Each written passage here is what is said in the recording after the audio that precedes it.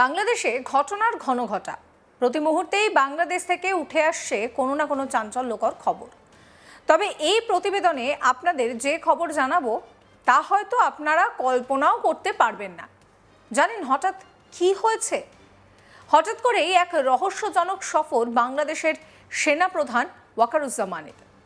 জানা যাচ্ছে শুক্রবার সেন্ট মার্টিন দ্বীপ পরিদর্শন করছেন বাংলাদেশের সেনাপ্রধান, কিন্তু এই সফরকে ঘিরে এখনো পর্যন্ত কোনো আনুষ্ঠানিক ব্রিফিং বা বিবৃতি প্রকাশ করা হয়নি। সফরটি নিয়ে সেনাবাহিনীর পক্ষ থেকে সংবাদ মাধ্যমকেও কোনো তথ্য দেওয়া হয়নি, ছিল না কোনো মিডিয়া কভারেজও। বিশ্বস্ত সূত্রে খবর, সেনাপ্রধানের এই আকস্মিক সফরটি ছিল অত্যন্ত সীমিত পরিসরে এবং নির্ধারিত প্রোটোকল অনুসরণ করেই নাকি তা সম্পন্নও হয়েছে। তবে সফরের উদ্দেশ্য, সময়কাল কিংবা পরিদর্শনের নির্দিষ্ট বিষয়বস্তু সম্পর্কে কোনো বিস্তারিত তথ্য পাওয়া যায়নি। মনে রাখতে হবে, সামনেই বাংলাদেশে নির্বাচন রয়েছে ফেব্রুয়ারি মাসে, আর সেই নির্বাচনের কিছু সময় আগে হঠাৎ করে ওয়াকারুজ্জামানের এই পরিদর্শন ঘিরে রীতিমতন প্রশ্ন তৈরি হয়েছে। উল্লেখ্য, এর আগে একটা সময় শেখ হাসিনাকে বলতে শোনা গিয়েছিল আমেরিকার হাতে যদি সেন্ট মার্টিন তুলে দেওয়া হতো তাহলে হয়তো তাকে আজকের পরিস্থিতিতে পড়তে হতো না। এখানে আরও একটা বিষয় উল্লেখ্য, সেন্ট মার্টিনে দীর্ঘদিন ধরেই একটা বেস তৈরি করতে চাইছে আমেরিকা, কিন্তু ভারতের আপত্তি থাকলে ওই জায়গায় বেস তৈরি করা আমেরিকার পক্ষে সম্ভব নয়। আর ট্যারিফ ইস্যুতে ভারত ও আমেরিকার সম্পর্ক বর্তমানে কোন পথে গিয়েছে তা সকলেই জানে। অন্যদিকে আবার বর্তমান বাংলাদেশের সেনাপ্রধান ওয়াকারুজ্জামানের পরিস্থিতিও খুব একটা ভালো নয়। মনে রাখতে হবে, একটা সময় ওয়াকারকে সিআইএর এজেন্ট বলেছিলেন হাসিনার স্বরাষ্ট্রমন্ত্রী। সেক্ষেত্রে এই পরিস্থিতিতে কি বাংলাদেশের সেনাপ্রধান ও আমেরিকা একযোগে গোপনে কোনো ছক কষছে? এই প্রশ্নই এখন ঘুরপাক খাচ্ছে ওয়াকিবহাল মহলে। এদিকে এখানেই শেষ নয়, আরও এক বড় খবর ইতিমধ্যেই সামনে এসেছে। গম নিয়ে বাংলাদেশে পৌঁছেছে আমেরিকার জাহাজ। এই খবর ছড়িয়ে পড়তেই নানান জল্পনাও শুরু হয়েছে। প্রশ্ন উঠছে, সত্যিই কি ওই জাহাজে গম এসেছে, নাকি গমের আড়ালে বাংলাদেশে ঢুকলো অন্য কিছু?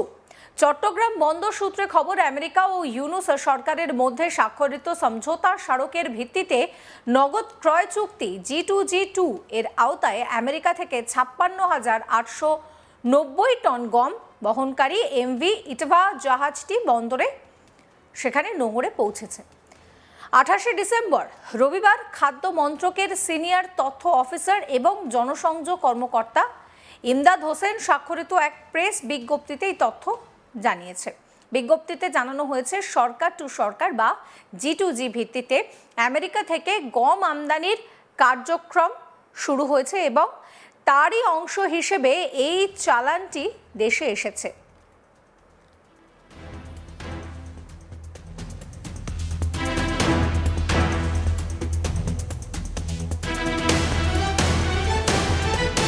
বিজ্ঞপ্তিতে আরও উল্লেখ করা হয়েছে, G2G চুক্তির আওতায় মোট 2,20,000 টন গম আমদানি করা হবে। এর মধ্যে প্রথম চালান হিসেবে 56,890 টন গম MV ইটভা জাহাজে করে এসেছে।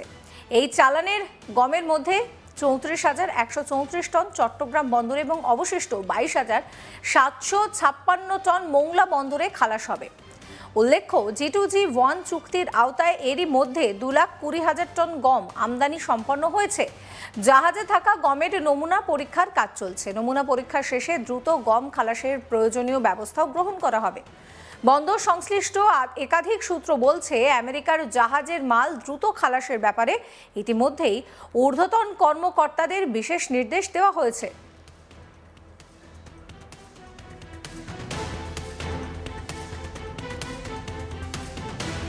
তবে গোটা বিষয়টা নিয়ে ব্যাপক জল্পনা তৈরি হয়েছে। প্রসঙ্গত, কয়েক মাস আগে একটি বাংলাদেশি সংবাদ মাধ্যমে প্রকাশিত এক প্রতিবেদনের তথ্য অনুসারে বাংলাদেশের সাধারণ আমিষযুক্ত সস্তা গম আমদানির বড় উৎস রাশিয়া, ইউক্রেন। এছাড়া Canada, Argentina, Bulgaria, Romania, Brazil, Australia থেকেও গম আমদানি করে বাংলাদেশ। তবে বাংলাদেশের অভ্যন্তরে এখন ভারত বিরোধী মনোভাব বাড়তে শুরু করেছে। অন্যদিকে আবার ট্যারিফ ইস্যুতে আমেরিকার সঙ্গে ভারতের সম্পর্ক যে কোন দিকে রয়েছে তা কারো অজানা নয়। সেই পরিস্থিতিতে আমেরিকার থেকে এই জাহাজে করে গম আসায় রীতিমতন জল্পনা তুঙ্গে।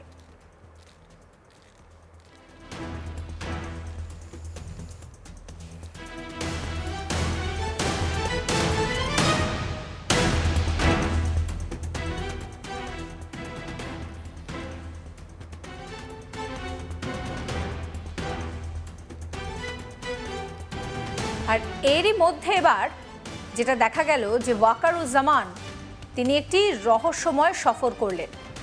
জানা যাচ্ছে শুক্রবার সেন্ট মার্টিন দ্বীপ পরিদর্শন করেছেন বাংলাদেশের সেনাপ্রধান ওয়াকারুজ্জামান। কিন্তু এই সফরকে ঘিরে এখনো পর্যন্ত কোনো আনুষ্ঠানিক ব্রিফিং বা বিবৃতি প্রকাশ করা হয়নি। সফরটি নিয়ে সেনাবাহিনীর পক্ষ থেকে সংবাদ মাধ্যমকেও কোনো তথ্য দেওয়া হয়নি, ছিল না কোনো মিডিয়া কভারেজও।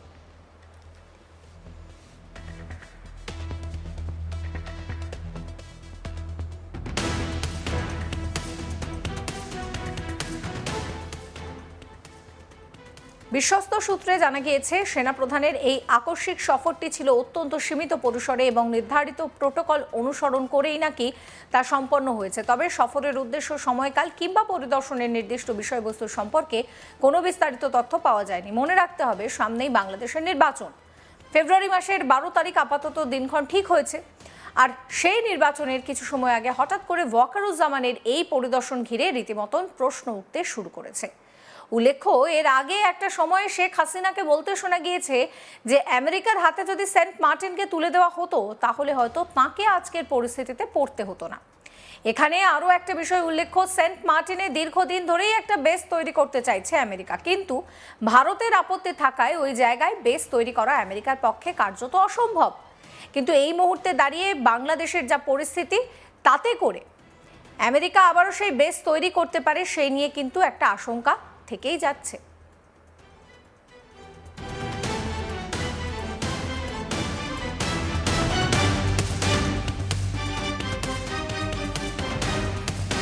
অন্যদিকে ট্যারিফ ইস্যুতে ভারত ও আমেরিকার সম্পর্ক বর্তমানে কোন পথে যাচ্ছে তা সকলেরই কম বেশি জানা।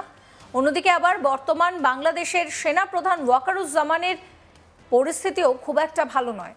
মনে রাখতে হবে, একটা সময় ওয়াকারকে সিআইএর এজেন্ট বলেছিলেন হাসিনারই স্বরাষ্ট্রমন্ত্রী।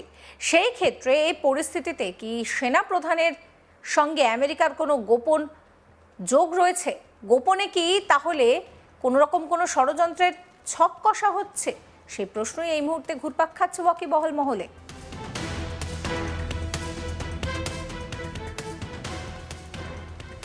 সেন্ট মার্টিন যথেষ্টই গুরুত্বপূর্ণ একটি দ্বীপ।